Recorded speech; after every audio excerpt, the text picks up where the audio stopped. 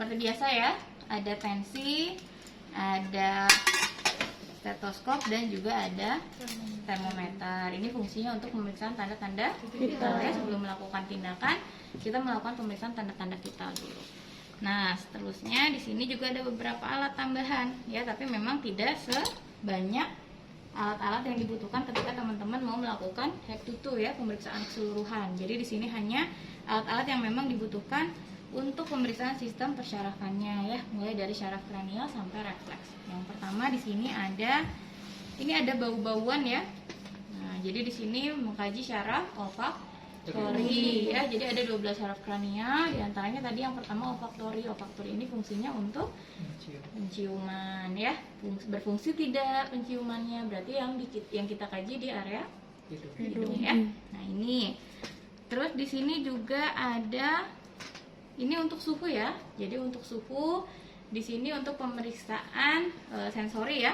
Nah, di sini ada air dingin dan air panas. Nanti pemeriksaannya saya jelaskan saat praktikum ya. Oke, terus di sini ada tong shuttle. Di sini fungsinya untuk melihat refleks lidah. Nah, ya refleks muntahnya seperti apa, gagnya seperti apa ya, ukulanya seperti apa. Di sini juga ada yang tahu ini apa? Garpu tala. Ya, garpu tala fungsinya untuk Pendengaran. ya, nanti kita lihat proses pendengaran pasiennya normal atau enggak, cara pemeriksaannya seperti apa. Oke. Nah, lalu di sini juga ada refleks hammer. Refleks hammer berarti fungsinya untuk mengatur atau menguji refleks ya. Nah, yang kemarin ada di muskulo tapi tidak saya jelaskan, sekarang kita jelaskan di pemeriksaan sistem persyarafan. Nah, di sini juga ada penlight. Penlight untuk apa fungsinya untuk di syaraf?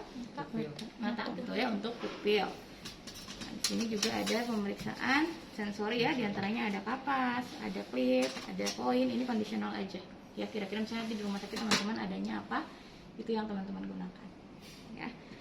Sama ada Snellen check. Nah, Snellen check ini untuk apa? Ada yang tahu? Visus ya, untuk melihat ketajaman penglihatan. Juga saya ajarkan cara penggunaan dari Snellen check sendiri. Ya, jadi alat-alatnya cukup itu aja, nggak perlu banyak-banyak. Tapi alat-alat ini sudah mewakili ke 12 syaraf kranial disertai dengan refleks dan sensori serta motor itu ya. Nah, ini kita masukin lagi.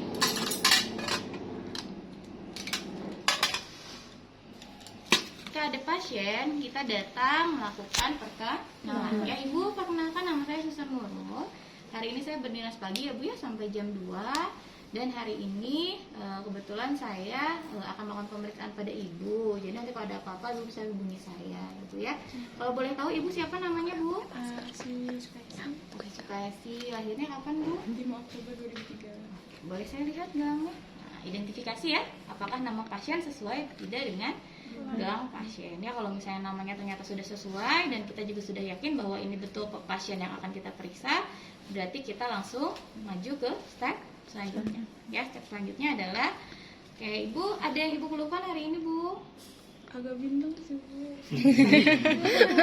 Oke, agak bindeng. Baik, kalau begitu hari ini saya akan melakukan tindakan pemeriksaan pada Ibu ya Bu ya. Tujuannya di sini untuk melihat seperti apa kondisi Ibu gitu ya, dan juga akan kita lihat juga apakah fungsi persyarafan Ibu masih ada gangguan atau tidak ya. Ya Ibu ya, paling waktunya kurang lebih 15 menit. Tidak akan lama, dan mungkin nanti saat pelaksanaan ada sedikit kondisi yang membuat Ibu sedikit tidak nyaman, tapi Ibu tidak usah khawatir. Nanti kalau misalnya Ibu merasa tidak nyaman, Ibu bisa konfirmasi kepada saya Bu ya. Oke. Kalau Ibunya sudah bersedia, maka kita atur lingkungan ya. Tutup tirai, atur pencahayaan. Ibu, saya siapkan alat dulu sebentar ya Bu ya. Ibu relax saja. Tunggu saya sebentar ya Bu. Ini pinggirin dulu ya. Nah, udah itu misalnya pasiennya tidur ya, misalnya pasiennya lagi tertidur, berarti kita melakukan pemeriksaan fisik. Nggak usah tidur, nggak apa-apa. Tensinya nggak usah diulang ya, teman-teman udah pada bisa ya tensi ya. Tensi, cek suhu, nadi serta respirasi. Oke, kita pinggirkan alat-alat yang sudah kita gunakan. Nah, sekarang teman-teman lihat di sini di SOP bahwa persiapan alat udah ya.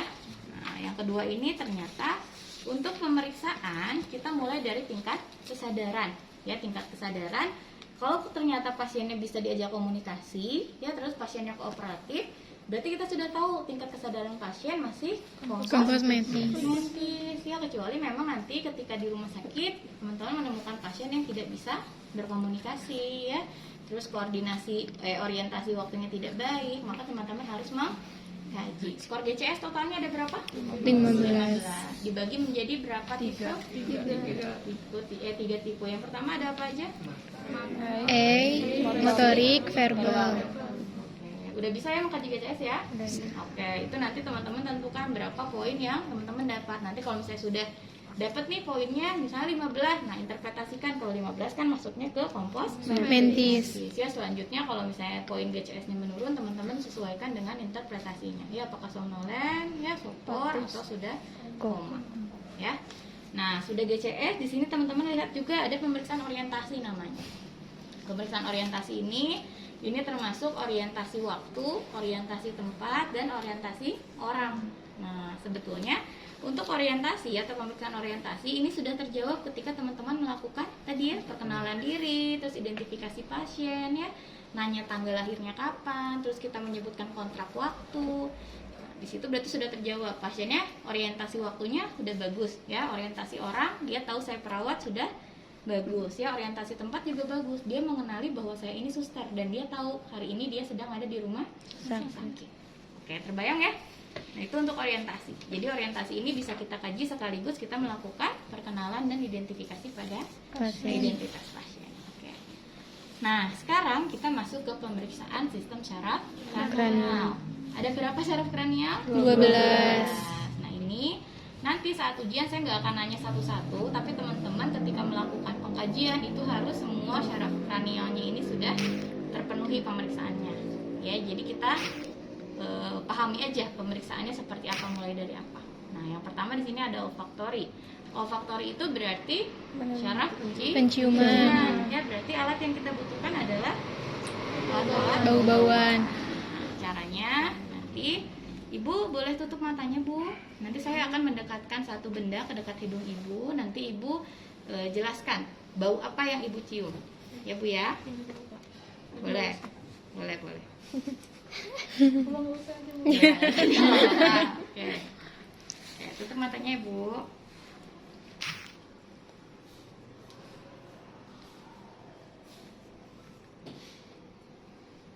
Nah, Ibu bisa mencium ini bau apa?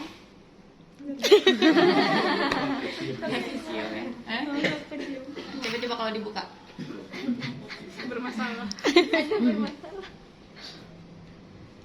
Yang ngasih gue tapi nggak tahu apa itu.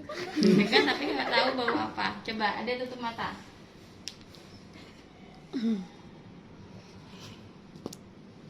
Ada bau kopi dikit. Ada bau kopi dikit. Ya kopi ya, betul ya. Oke. Belum pernah. Diminum kopi mama kan. Tutup matanya. Kayu putih. Oke. Udah ya, itu untuk olfaktori. Jadi di olfaktori teman-teman mengkaji penciuman pasien. Ya, nah yang kedua sekarang ada apa? Optik. Nah, untuk yang kedua ini teman-teman biasanya nanti yang ketiga ya. Sorry, yang kedua optik berarti optik ini adalah mengkaji penglihatan ya, ketajaman penglihatan. Berarti yang kita butuhkan adalah Snellen chart. Normalnya Snellen chart ini dibaca berapa meter sih jaraknya? 6 meter ya. Teman-teman sudah pernah diajarin waktu itu pernah masuk busri ya? Pernah. Pernah diajarin cara baca Snellen chart? Iya, Bu. Pernah. Angka-angka di pinggir ini menunjukkan apa sih? Jarak visus normal ya. Jadi contohnya huruf E kan untuk pemeriksaan Snellen chart berapa? 6 meter ya. 6 meter itu kurang lebih 20 langkah ya, 20 langkah kaki berarti 20/200. Nah, 200 ini adalah nilai normal huruf E ini yang paling atas ini bisa dilihat orang yang matanya normal. Ya, jadi 200 langkah kaki orang yang masih normal matanya dia masih bisa melihat huruf E. Ya, paham ya? Nah, kalau misalnya ke bawahnya ini 160 berarti 160 langkah kaki orang normal. Nanti sesuaikan pasiennya itu berhentinya di angka nomor berapa. Ya, makanya teman-teman kalau mencari pemeriksaan Snellen chart, jangan ngacak dari sini langsung ke sini gitu ya, satu-satu. Dari sini, ini kelihatan nggak Bu? Ini huruf apa? Ya, Ibu kelihatan nggak ini huruf apa? Nah, terus ke bawah. Nanti ibunya berhentinya di mana? Nah, kalau misalnya ternyata ibunya berhentinya di 80, ya, oh ternyata ibunya dia memiliki keterbatasan penglihatan yang seharusnya angka atau misalnya huruf U, F, P, P ini dilihat normal oleh orang normal itu 80 langkah kaki, ibunya hanya bisa melihat sampai 20 langkah kaki. Ya tadi 6 meter. Nah, itu yang jadi masalah. Ya, paham ya? Patokannya 20 ya. Patokannya 20. Jadi 20 itu memang standar pemeriksaan untuk Snellen chart. Tapi angka-angka yang di pinggirnya ini adalah angka normalnya untuk mata yang masih normal. Ya, oke? Oke, itu untuk syaraf yang kedua, optik. Nah, kita simpan ya kalau sudah digunakan. Ini juga kita simpan. Nah, sekarang yang ketiga ada okulomotor. Okulomotor ini adalah pergerakan bola Mata. Nah, tapi untuk okulomotor ini kita biasanya lakukan pemeriksaannya bersamaan dengan sistem syaraf kranial yang lain, yaitu syaraf keempat dan ke-6. Ya, jadi syaraf 3, okulomotor, toklear, sama abdusen itu kita kaji secara bersamaan. Ya, karena semuanya ada di area mata ya, bola mata. Nah, yang pertama untuk di syaraf tadi ya 3, 4, 6, teman-teman bisa melakukan pemeriksaan yang pertama adalah lapang pandang. Ya, ada yang tahu cara pemeriksaan lapang pandang? Lapang pandang itu bola mata ya. Kalau lapang pandang yang dari belakang pemeriksanya, ada yang ingat nggak? Kayak gini, pasiennya misalnya balik sana. Neng bisa balik kanan, Neng? Nah, normalnya kan berapa derajat sih? 180 ya, kanan dan kiri ya. Tapi dari tangan pasien. Nah, nanti kita simpan, lokasikan tangan kita di area tangan pasien kayak gini ya. Ibu bisa melihat tangan saya? Kalau lurus enggak kelihatan. Lapang pandang? Oke, kita maju dikit. Kelihatan? Enggak. Kelihatan? Enggak deh. Kelihatan? Kelihatan. Oh, oke. Kerudungnya nutup nggak? Nah, jadi nggak tutup ya, nggak kelihatan karena ada kerudung. Ya, jadi pemeriksaannya normalnya pasien itu atau individu atau manusia itu bisa melihat lapang pandang 90 derajat, ya kanan dan kiri, walaupun hanya bayangan ya. Jadi dia merasakan ada terlihat benda. Ya kalau pakai kerudung memang agak tidak terlihat karena ketutupan ya. Itu ya, itu yang pertama untuk melihat lapang pandang pasien. Normalnya 180 derajat. Yang kedua bola mata. Nah, bola mata biasanya kita arahkan ke 8 arah mata angin. Minta pasiennya untuk mengikuti tangan kita. Ya, kita yang mengarahkan. Tapi caranya kan tadi 8 mata angin berarti atas, bawah, kanan, kiri, terus serong kanan ya, kiri atas, kiri bawah, kanan bawah, kiri bawah ya. Nah, caranya teman-teman ketika mau mengkaji 8 arah mata angin atau pergerakan bola mata, itu jangan langsung ibu ikutin saya ya, tek tek tek tek gitu ya. Ibunya nanti kelincingan ya. Jadi pelan-pelan aja. Ibu nanti ikuti ikuti jari saya ya, Bu ya. Tapi cukup matanya saya yang mengikuti. Saja matanya ya. Cukup matanya saja, sorry ya, yang mengikuti. Kepalanya nggak usah ikut bergerak. Oke, ke atas. Nah, kembaliin lagi ke tengah. Ya, biar fokus lagi, baru kita ajak ke bawah.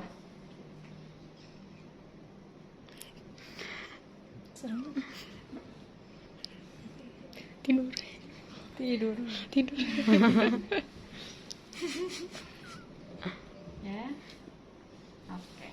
Ya, jadi tadi setiap arah, jadi ketengahin lagi. Jadi fokuskan dulu lagi matanya, baru gerakin lagi. Jangan langsung tek tek tek tek tek ya, pusing.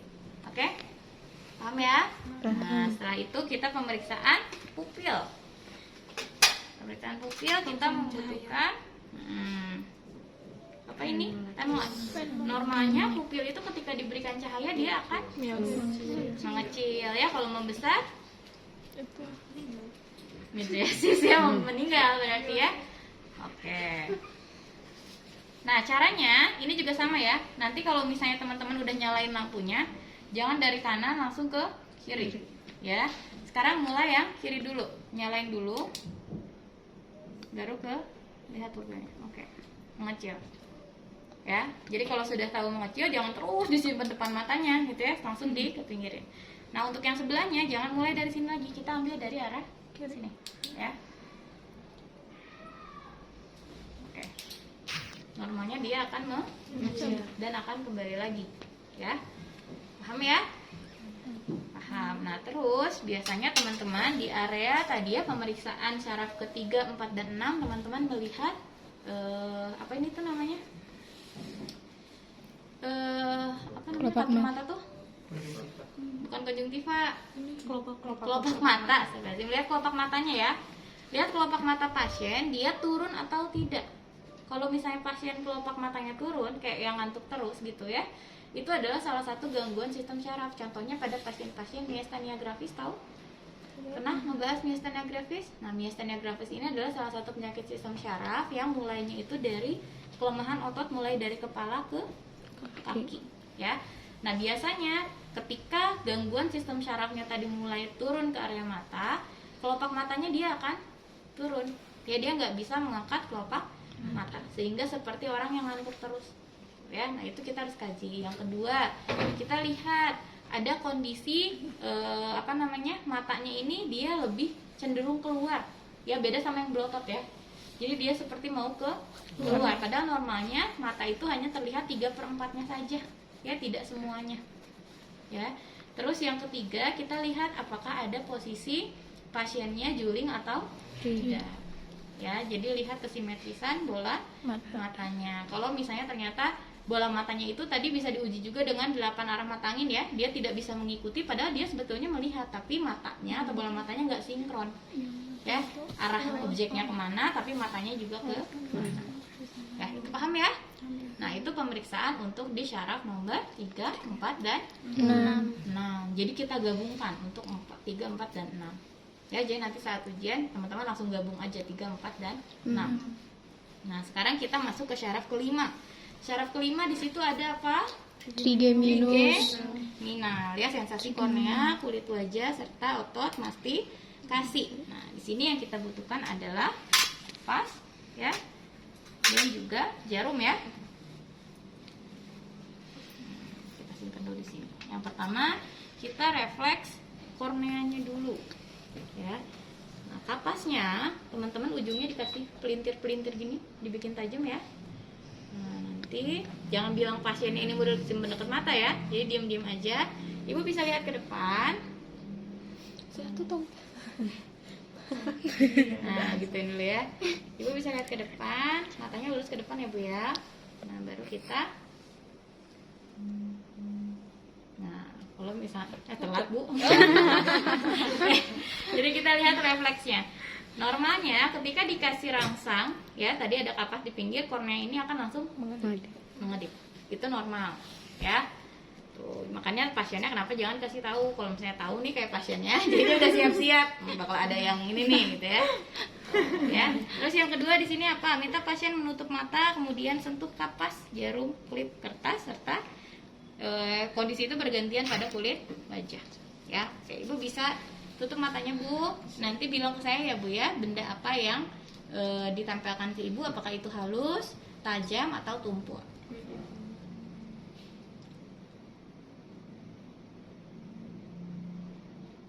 Apa Bu? Halus, oke.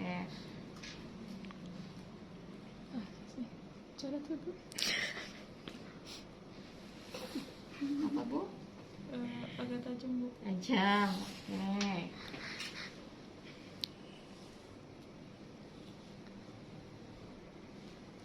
Tumpul. Ya, jadi itu teman-teman lakukan secara bergantian. Kapas, terus jarum, pakai benda tumpul. Nah, benda tumpul apapun ya, teman-teman sekreatifnya mungkin. Apa aja yang ada di situ dipakai. Ya. Oke, itu yang kedua ya. Nah, sekarang yang ketiga, kaji kemampuan pasien untuk mengatupkan gigi saat kita menahan otot mastikasi di area rahang ya. Nah, jadi kita pegang di area rahangnya. Ibu, nanti ketika saya menarik area rahang Ibu coba katupkan gigi atau gigit ya Bu ya. Nah, ini ditahan kayak gini ya. minta ibunya untuk mengatupkan gigi. Bisa ibu mengatupkan gigi? Nah, ya jadi, hah? Gimana Bu? Gini di. Minta ditutup gitu ya. Kita tahan bagian rahangnya. Tarik. Nah, ya, kita bagian rahangnya tahan. Nah, minta ibunya untuk menempelkan gigi, ya. Paham ya? Jadi nanti kan gini nih. Minta pasiennya untuk gigi. Kita akan melihat kekuatan otot di area mastikasinya, ya. Sistem sarafnya seperti apa. Paham ya? Itu yang kelima. Yang keenam tadi sudah ya digabungkan. Sekarang kita masuk yang ke tujuh. Nah, ketujuh kita masuk fasial. Fasial ini masuk ke ekspresi wajah, ya. Terus ada apa lagi? Pengecapan. Berarti kalau pengecapan kita masuk ke area mulut ya. Nah, tapi kita mulai dari ekspresinya dulu. Nah, di sini biasanya kita minta pasien untuk tersenyum lebar. Tersenyum. Ya. Oke, Ibu bisa tersenyum, Bu. Giginya bisa diperlihatkan, Bu, ketika senyum. Nah, terus Ibu bisa menggembungkan pipi. Oke, ya. Bisa diangkat alisnya, Bu. Angkat, naik, turun. Oke, sip ya. Nah, itu untuk ekspresi wajah. Yang kedua, tadi pengecapan. Oke, Ibu bisa tutup matanya. Oke, ini nggak usah beneran ya. Jadi nanti biasanya kita siapkan Manis asin. manis, asin, asam dan pahit. Ya, jadi 4 rasa itu harus dicobain semua ke mulut pasien. Ya, caranya awas jangan langsung dicok-cok gitu ya. Jadi kita bisa pakai pipet. Ya, pakai pipet. Nanti minta ibunya untuk menjulurkan lidah. Ya, Ibu bisa julurkan lidahnya. Kita kasih pipet. Nah, oke, Ibu rasa apa, Bu, yang Ibu rasakan? Pahit Ibu. Oke, kayak hati itu makanya ya. Oke, selanjutnya ya. Terus manis, asin, asam semuanya harus dicobain. Jadi jangan cuma salah satu rasa aja yang dicobain ke pasiennya. Paham ya? Paham. Oke, di sini yang ketujuh sudah. Sekarang masuk ke 8. 8 masuk ke auditori. Kalau auditori berarti Pendengaran. Nah, pendengaran biasanya sebelum kita melakukan pemeriksaan dengan garpu tala, kita melakukan pemeriksaan manual dulu. Caranya kita berbisik ya kepada pasien, mulai dari jarak dekat sampai ke jarak jauh. Nah, kalau misalnya ternyata jarak dekat sebetulnya orang normal masih bisa mendengar gitu ya, tapi pasien sudah gimana gitu ya, baru kita pastikan dengan pemeriksaan garpu tala ya. Atau kalau misalnya teman-teman nggak mau pakai suara, bisa pakai detik jam ya. Tapi awas, jamnya jangan yang digital, nggak akan ada suaranya ya. Karena suaranya yang digital ya. Jadi pakainya yang jarum ya. Tak tak tak tak tak. Nah, ini terus dijauhin sampai ke 2 meter misalnya ya. Itu seperti apa. Oke. Nah, sekarang pemeriksaan garpu tala. Garpu tala ini jenisnya macam-macam ya. Hasilnya itu beda-beda. Biasanya kalau untuk pemeriksaan kita itu pakai yang 510 Hz. Tapi di sini nggak ada. Oke, nggak apa-apa ya. Jadi teman-teman biasanya kita pakai itu 510 Hz ya. Tapi nggak apa-apa. Sebetulnya yang berpengaruh itu ke arah frekuensinya ya. Kalau misalnya semakin kecil angkanya, maka semakin tinggi frekuensi yang digunakan ya. Makanya normalnya bisa kita pakai yang 510. Untuk pemeriksaan garpu tala ini ada berapa pemeriksaan? Ada yang tahu? 3. Apa aja? Swaba, Rina, Swaba, Weber. Oke. Rina itu untuk apa sih? Melihat perbandingan air conduction sama bone conduction atau hantaran udara dan hantaran tulang. Normalnya hantaran udara lebih panjang dari hantaran tulang. Nah, kalau misalnya ternyata ada hantaran tulang lebih panjang daripada hantaran udara, kita curigai ada kondisi tuli konduktif atau sensorineural. Konduktif ya. Nah, terus yang kedua ada pemeriksaan swabah. Nah, pemeriksaan swabah itu seperti apa? Kebalik nggak? Kebalik nggak? Weber yang di sini. Swabah itu yang membandingkan hantaran tulang pemeriksa dengan hantaran tulang pasien ya. Yang ketiga ada Weber. Nah, Weber baru untuk mengkaji getaran ya ke kanan dan ke kiri. Nah, kita coba dulu Rine. Nah, sebetulnya untuk pemeriksaan garpu tali ini ada tekniknya ya. Bagusnya pasien dengan pemeriksa ini duduknya hadap-hadapan. Nah, ketika hadap-hadapan, kaki kiri pemeriksa itu harus nempel dengan kaki kiri pasien. Nah, misalnya kan duduk nih, pasiennya duduk. Nah, lutut saya yang kiri ini harus ditempelin ke lutut pasien yang kiri. Yang kiri, jangan yang kanan. Kalau yang kanan kita ada ini agak mirip. Ya, cukup satu kaki aja yang nempel. Ya, kenapa sih harus ditempelin? Karena tadi kita membutuhkan pemeriksaan swabahnya. Swabah itu antara pendengar sama Pemeriksa dengan pasien. Apalagi di situ yang dilihat adalah bone conductionnya atau konduksi dari tulangnya, ya, hantaran dari tulangnya. Nah, pastikan juga untuk pemeriksaan ini pemeriksanya harus bagus juga pendengarannya ya. Jangan sampai pemeriksanya nggak baik, pasiennya yang disalahkan, pasiennya yang benar ya, tapi pemeriksanya ya nggak benar. Oke, saya contohkan ya. Untuk pemeriksaan yang pertama itu ada pemeriksaan Rine. Ingat ya, Rine itu membandingkan air conduction atau hantaran udara dengan bone conduction atau hantaran tulang. Ya, cara nyalainnya ada yang tahu? Dipetik ya, bisa dipetik atau bisa di ya. Jangan kesini, awas ya. Bisa kesini, cuman selalu bikin bising ya.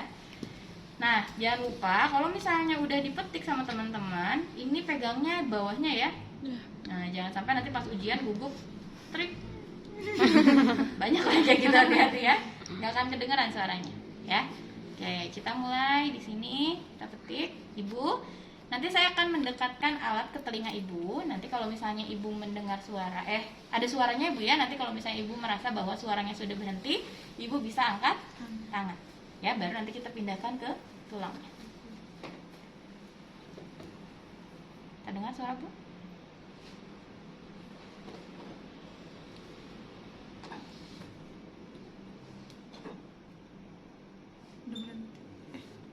Berhenti? Bagus. Nah ya, normalnya tadi apa? Hantaran udara harus lebih panjang daripada hantaran tulang. Ya, jadi kita kira-kira aja. Misalnya tadi hantaran udaranya panjang, hantaran tulangnya lebih pendek. Ya, kalau misalnya ternyata sebaliknya, kita curiga ada tuli konduktif. Ya, tapi kita pastikan lagi dengan pemeriksaan yang lain. Di antaranya tadi ada pemeriksaan swabah.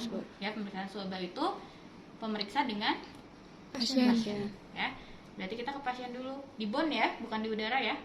Bone. Bu, kalau sudah berhenti angkat tangannya Bu ya.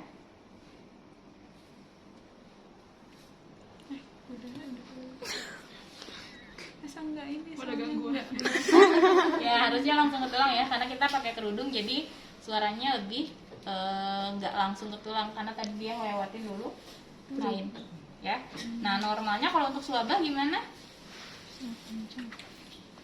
Sama panjang ya antara pasien dan pemeriksa. Sama panjang di sini misalnya pasien, kata pasien misalnya ini udah berhenti, ketika dipemeriksa sama ternyata sudah berhenti. Nah, divalidasinya gimana? Nanti divalidasi saya dulu ya, pemeriksa dulu. Kalau sudah berhenti baru kita pastikan ke pasien. Ya, kalau misalnya di pemeriksa udah berhenti, di pasien berhenti, oke berarti sama ya antara pasien dan pemeriksa. Tapi kalau di pemeriksa udah berhenti, di pasien masih ada, berarti yang bermasalah Perawat. ya, jadi harus hati-hati ketika mau kita melakukan pemeriksaan auditori, kita pastikan kitanya juga sudah sehat ya, sudah pernah diperiksa. Oke. Ya, paham ya auditori?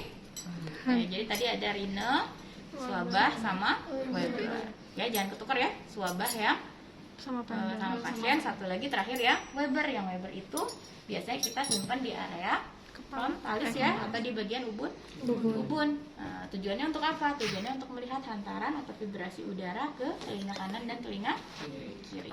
Ya, Ibu, nanti saya menempelkan alat di area kepala Ibu. Nanti akan ada suara dan getaran ke telinga kanan dan kiri. Nanti kalau misalnya sudah berhenti, baik itu di kanan atau kiri, Ibu bisa angkat tangan. Ya, kalau misalnya berhentinya di telinga kiri, Ibu angkat tangan yang kiri.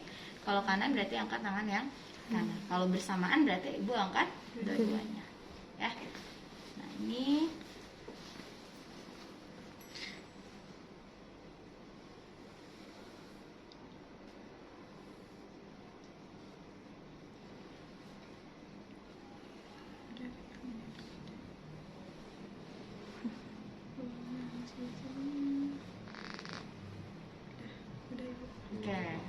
Nah, dia berhenti di kanan duluan. Nah, kita harus curiga kalau misalnya ada di henti kanan duluan, kemungkinan kalau tes Weber ini dia jatuhnya ke area neurosensori ya. Nah, jadi kalau misalnya sudah masuk neurosensori, berarti kita curigai ada gangguan pendengaran akibat ada gangguan sistem syaraf ya, neuro. Ya, paham ya? Tapi harus dikaji ya, karena tadi ini nggak sesuai. Harusnya biasanya kita yang pakai yang 510 ya. Paham ya? Paham. Oke, auditori selesai. Kita simpan alat-alatnya kalau sudah digunakan. Nah, nanti saat ujian juga gitu, kalau udah beres simpan alatnya biar teman-teman nggak pusing. Jadi tahu, oh tinggal apa aja nih yang belum, ya. Oke, sekarang masuk ke syaraf yang selanjutnya. Auditori udah, glosopharyngeal. Glosopharyngeal ini ada pengecapan, kemampuan menelan, dan pergerakan lidah. Pengecapan tadi udah ya di fasialis ya, jadi nggak usah dilakukan lagi sama teman-teman di gloso. Berarti di gloso teman-teman cukup fokus ke menelan dan pergerakan lidah ya. Nah, misalnya menelan, kita bisa pegang area traheanya ya. Ibu bisa menelan? Bisa Ibu. Oke, coba menelan Bu. Oke, nah kita rasakan gerakan di trachea ya. Di situ biasanya ada gerakan menelan ya, ada otot yang bergerak atau berkontraksi ketika menelan. Yang kedua, biasanya kita kaji juga refleks muntahnya pasien ya. Biasanya kita gunakan tong spetle ya. Jadi pasiennya disuruh buka mulut, kita masukin area tong spetle agak ke dalam ya. Kalau misalnya ternyata pasiennya ada refleks muntah ya, atau misalnya dia gitu ya, nah berarti masih ada refleks menelannya atau refleks gagnya masih bagus ya. Kalau teman-teman kan juga kalau misalnya masukin tangan terlalu dalam ya, suka tiba-tiba gitu ya, nah itu berarti masih normal ya. Boleh sekali-kali dicoba tapi jangan terus-terusan ya. Kan ada tuh yang diet, dia ngeluarin makanannya dengan cara gitu ya, dikeluarin lagi, dirangsang tuh biar dia muntah lagi makanan yang dimasukin ya. Juga bagus juga kalau misalnya terus kayak gitu. Nah itu ya, di gloso pengecapannya sudah dilakukan di fasialis ya. Terus tadi refleks menelan, refleks gagnya juga sudah, dan serta pemeriksaan lidah. Nah, pemeriksaan lidah di sini teman-teman bisa minta pasiennya untuk mengeluarkan lidah. Ibu bisa dikeluarkan lidahnya. Oke, diangkat ke atas Bu. Angkat, turun ke bawah. Oke, dimasukin lagi Bu. Nah, sekarang coba dorong pipi kanan Ibu dengan lidah.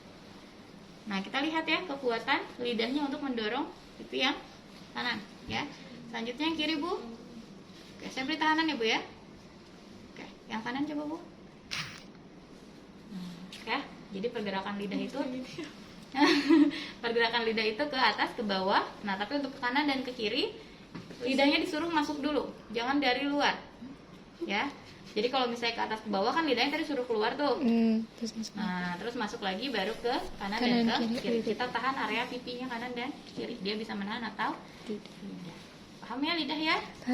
Oke, gloso sudah. Sekarang masuk ke vagus. Vagus itu ada sensori pada faring dan pergerakan pita suara. Nah, biasanya kita minta pasiennya untuk buka mulut dan pasiennya bilang ya. Kita lihat pergerakan ufulannya ya. Itu seperti apa ya. Biasa kita bantu dengan pen light untuk melihat ya, untuk ngecek. Nah itu ya, itu untuk di vagus. Ini juga bisa kita gunakan tong spetle ya untuk membantu melihat. Kalau misalnya ternyata pasien ini pas buka mulut dia tertutup oleh lidah, jadi kita bantu dengan tong spetle untuk menurunkan lidahnya ya. Nah, terus di sini kaji adanya suara parau. Nah, kalau suara parau berarti kita bisa kaji dari awal ya. Suaranya pasiennya apakah ini seraknya karena serak-serak bagus gitu ya, atau memang sedang ada gangguan gitu ya suaranya. Nah, itu yang harus kita kaji untuk di refleks vagus ya, untuk di sistem syaraf vagus ya, nomor 10. Nah, sekarang kita nomor 11, ada aksesori. Aksesori ini untuk mengangkat bahu serta memalingkan wajah ke kanan dan ke kiri. Berarti kita lihat di area otot trapeziusnya. Nah, di sini kita beri tahanan. Ibu bisa tahan tahanan saya, bisa diangkat bahunya. Nah, ya. Kekuatan bahu. Terus kita minta pasiennya untuk melihat ke kanan dan ke kiri. Ibu coba lihat ke kiri, nanti coba tahan tekanan dari saya. Palingkan ke kiri Bu, kiri Bu. Nah, oke. Ke kanan Bu. Oke. Ya, jadi pasiennya disuruh menahan tangan kita dari belakang. Ya bagusnya kayak gini, kayak belakang. Oke, paham ya? Paham. Nah, sekarang yang terakhir ada hipoglossal. Hipoglossal itu menjulurkan lidah sejajar garis. Siapa itu? Oh. Mengangkat bahu dan hipoglossal ya. Jajar garis tengah tubuh kemudian menggerakkan ke kanan dan ke kiri. Ini sama ya. Jadi teman-teman ketika kaji ternyata hipoglossal ini sama dengan glossofaring. Ya, jadi nanti teman-teman bisa digabungkan untuk pemeriksaannya. Ya. Jadi nggak 12 tapi teman-teman ada berapa yang digabungkan. Minimal pemeriksaan yang tadi saya lakukan teman-teman sudah pahami mulai dari area mata ke bawah terus apa aja. Ya, makanya tadi sesuaikan dengan alat yang disediakan. Paham ya? Paham. Nah, itu 12 saraf kranial sudah selesai. Kita masuk ke pemeriksaan atau fungsi saraf sensorik. Untuk saraf sensorik ini biasanya keseluruhan kita minta pasiennya untuk tutup mata. Ya, di sini teman-teman lihat di situ ada pemeriksaan ya, suhu, nyeri, ya. Ada? Suhu, nyeri, terus ada vibrasi, posisi dengan stereognosis. Ya, jadi di sini pemeriksaannya teman-teman gak harus mulai dari suhu dulu baru ke nyeri, bisa ngacak. Ya, bisa mulai dari mana aja. Ya. Oke, caranya yang pertama misalnya suhu. Ibu bisa tutup matanya, ya, tangannya bisa diangkat tuh depan. Nah, kita yang saya bilang. Nanti saya meletakkan 2 benda di tangan kanan dan kiri ibu. Nanti ibu bilang ya, untuk tangan kanan atau tangan kiri suhunya apa, ya. Ini apa, Bu? Dingin. Ini harusnya panas ya. Oke, berarti betul ya. Sensorinya masih bagus, ya. Dia masih bisa merasakan suhu, ya. Oke, masih tutup mata, Bu. Sekarang yang kedua nyeri superficial, ya. Berarti kita kaji ibunya nanti masih bisa merasakan nyeri atau sensori di area tangannya atau tidak, ya. Ibu bisa tutup mata. Apa yang ibu rasakan? Tajam. Ya, berarti dia tahu itu menimbulkan nyeri. Ya. Jangan yang ini. Ada nyeri nggak, Bu? Enggak ada. Nggak ada. Ini benda apa, Bu? Tumpul. Tumpul. Ya, ibunya sudah bisa merasakan mana yang tajam, mana yang tumpul, dan mana yang membuat dia nyeri. Ya. Oke, terus ada vibrasi. Nah, vibrasi ini teman-teman bisa gunakan garpu. Ya, teman-teman juga bisa simpan di area ujung-ujung jari, ya. Ibu nanti ibu bilang apa yang ibu rasakan ya.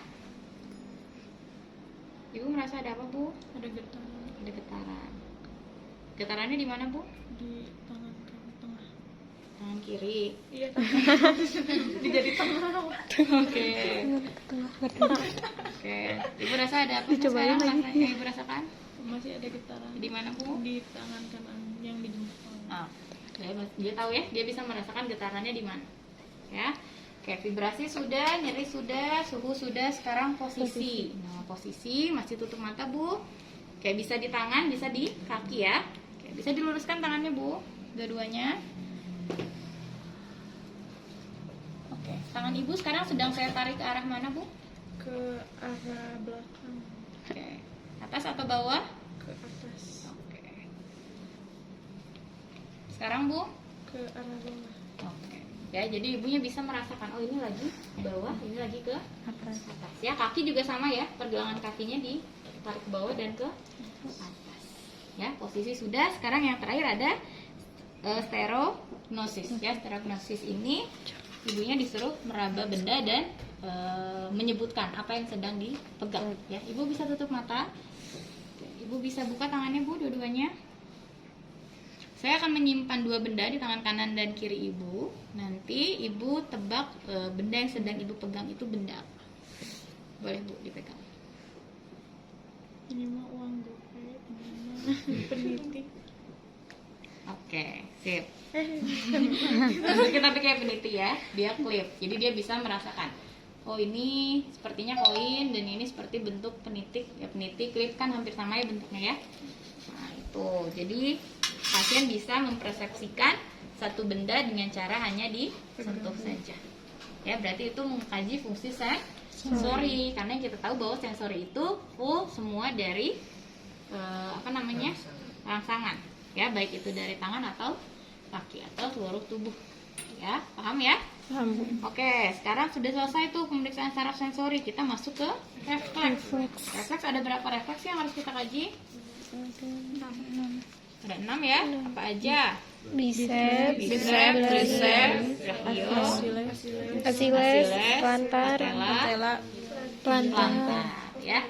Nah, saya kasih tahu cara-cara pemeriksaannya. Yang pertama, kita siapkan refleks hammer, ya. Kita masukin dulu. Nah, refleks hammer yang pertama kita melakukan pemeriksaan refleks di area ekstremitas atas dulu ya. Bicep di dalam ya, bicep, tricep, sama brachio, radialis. Ya, jadi 3 tempat ini kita akan lakukan pemeriksaan refleks. Yang pertama untuk pemeriksaan bicep. Nah, bicep caranya gimana? Ada yang tahu? Bicep mana bicep? Nah, bicep bisa kita kayak gini aja. Ya, minta pasiennya ngelemesin tangan, ya. Kita pegang area di bicepnya. Nah, untuk pemeriksaan refleks biasanya paling sering dia ada di patella ya. Jarang ada di bicep tricep, kecuali memang sedang ada gangguan di area ekstremitas atas. Nah, ini kita kaji, enaknya nggak pakai baju ya, jadi langsung terlihat ke arah bicepnya. Ya, jadi intinya untuk pemeriksaan bicep ini teman-teman bisa lakukan dengan cara topang tangan pasiennya, minta pasiennya untuk melemaskan tangan ya, baru kita cari di area tendonnya untuk kita ketuk ya. Awas jangan di area tulang ya. Oke, itu bicep ya. Nah, sekarang tricep. Tricep itu di belakang, minta pasiennya untuk menekukan tangan sama ya. Ibu dilemesin aja. Nah, baru kita cari di area tricep ya, tendonnya. Nah, ya. Nah, ini anaknya nggak pakai baju ya pasiennya, atau misalnya tanpa alas. Yang ini kayaknya yang di tengah-tengah. Jadi bisa langsung ke kaji. Ya, jadi intinya kalau untuk tricep tadi posisikan tangannya ke bawah ya. Kita topang tangannya dan minta pasien untuk melemaskan tangan. Ya, nah satu lagi ada di brachio radialis. Brachio radialis ini paling jarang digunakan karena dia beresiko ya. Di sini kalau misalnya kita asal peletuk, ya di sini ada apa? Arteri. Ya, kalau misalnya kita asal peletuk bisa cedera ke area arteri. Makanya harus betul-betul dicari.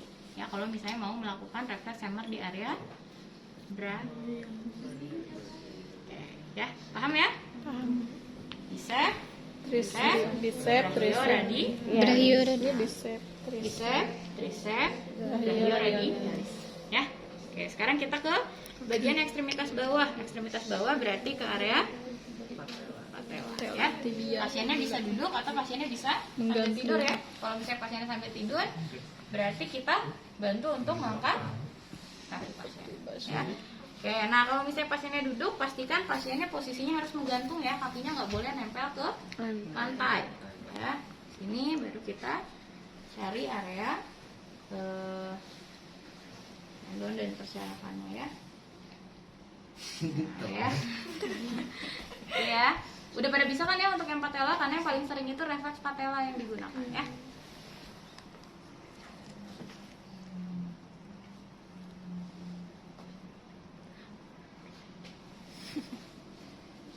Ya, oke ya, itu untuk patella. Nah, sekarang kita turun ke bawah. Di sini ada Achilles. Achilles di mana sih? Ini di Belakang ya. Nah, apa deh? Keong-keong kan? Keong-keongan. keongan tau ibu jari. Nah ya, pokoknya di area belakang ini juga sama. Pasiennya kita minta pasien untuk menggantungkan kaki ya, ngelemesin kakinya. Baru kita pukul di area Achilles ya, di belakangnya. Nah, kalau misalnya Achilles, ini biasanya tadi ya, ini juga digunakan ketika ada gangguan di area pergelangan kaki. Ya, bisa kita kaji di area Achillesnya. Satu lagi ada plantar. Ya, ibu bisa tiduran bu. Nah, kalau plantar nggak dikentuk, tapi kita ambil ini ya. Nah, ibu bisa diluruskan kakinya. Ya, oke. Nah, Sabar di sini. Oke, saya minjem ya. Nah, ini kita lakukan pemeriksaan pelantar dengan cara ya. Jadi di tetap sini. Nah, ya. Dari bawah ke atas. Bawah ke atas. Dari tumit kaki ke area. Oke, normalnya kayak gimana sih harusnya? Bergerak. Harusnya gini. Ya. Kalau gini berarti ada sindrom Babinski. Kalau bayi dia kayak gini refleksnya. Ya, kalau dewasa biasanya ketika dikasih rangsangan kaget atau misalnya tadi pelantar ya, dia langsung fleksi ke bawah jari-jari. Oh. Curiga. Nah, tadi hasil ke atas ya. Atau karena sudah tahu jadi gini ya. Tahu ya, karena dilihatin. Oke, paham ya? Jadi itu 6 refleks yang harus teman-teman praktekkan. Nanti untuk praktek misalnya coba sambil dicari, makanya dilatih ya di rumah. Cari coba dapat nggak? Cuman yang pasti harus dapat mah di area patella ya. Kita harus kena tak. Paham ya? Paham. Itu refleks. Refleks sudah selesai. Kita masuk ke pemeriksaan meningeal. Kalau misalnya kita berbicara tanda meningeal, berarti ini ada hubungannya dengan apa sih? Selaput otak ya, meningen ya. Nah, biasanya pada tanda-tanda meningen atau gangguan meningen ini, karena itu masuk ke sistem syaraf, maka kita pemeriksaannya dengan melakukan beberapa tindakan. Yang pertama ada yang namanya kaku kuduk. Ya, bukan duduk ya, kaku kuduk. Kaku duduk. Ya. Duduk. Kaku itu salah ya, kuduk. Ke. Nah, kaku kuduk ini caranya minta ibunya terlentang tidur. Ibu bisa tidur. Jangan pakai bantal ya. Bantalnya diangkat dulu. Nawangin kamu. Kuat.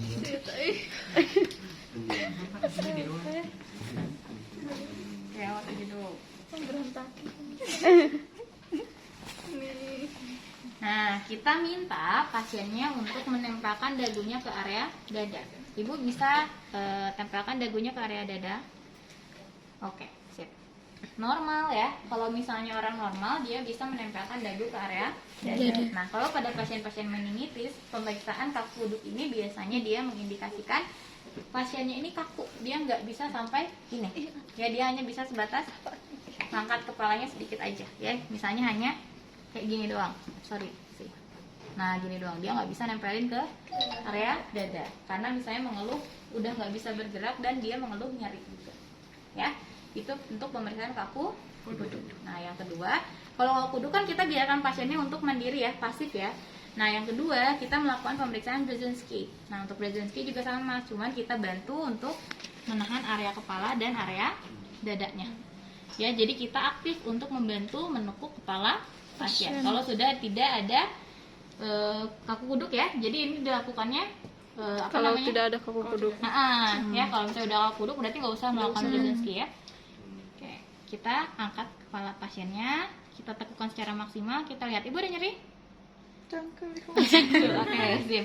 Kalau misalnya ibunya mengeluh nyeri dan biasanya juga ada tanda fleksi di area ekstremitas. Jadi ketika kita tekuk kepalanya, dia mengeluh nyeri, sekaligus dia menekuk area kakinya atau ekstremitas. Itu normal. Ya, itu abnormal. Oh, Normalnya dia nggak ada nyeri dan tidak ada fleksi. kamu abnormal. Ya, oke ya. Itu Brzezinski ya. Kalau kuduk sudah, Brzezinski sudah. Yang ketiga di sini ada lasik. Lasik ini kaki yang dimainkan. Kasih Ya. asal. Oke, bisa dikeluarin kan? Garing, kakinya. Oke. Tapi harus tidur lagi. Nah, rusaknya. Nah, boleh rata. Nanti asal beresin ya, Sel. Nah, lasik ini kita harus mengangkat. Kita pinggirin dulu ya. Kakinya tegak lurus ke area atas ya. Enggak. Nanti saya ngangkat, ibu diam aja. Ya. Kita angkat. Normalnya pasien bisa sampai kurang lebih 80 derajat ya. Walaupun nggak 90 derajat, saya tahan. Ini ya. Nah, normalnya ketika kita fleksikan, ekstensikan kakinya ke atas, ini biasanya pasien tidak mengeluh nyeri. Ya, tapi kalau misalnya abnormal, ketika kita angkat, ya, dia mengeluh nyeri dan kaki yang sebelah kanan ini ikut fleksi gini. Tek. Nah, ya. Jadi ketika diangkat ke atas, makin naik ke atas dia makin fleksi. Paham ya? Paham. Nah, sekarang yang kedua, yang terakhir, yang keempat ada kenik ya. Jadi tadi lasik, kalau yang kedua, yang terakhir ini ada kenik. Nah, kenik ini hampir sama, tapi posisinya kita tekukan dulu kakinya. Gini. Ya. Nah, setelah kayak gini baru kita luruskan kaki yang tegak lurusnya.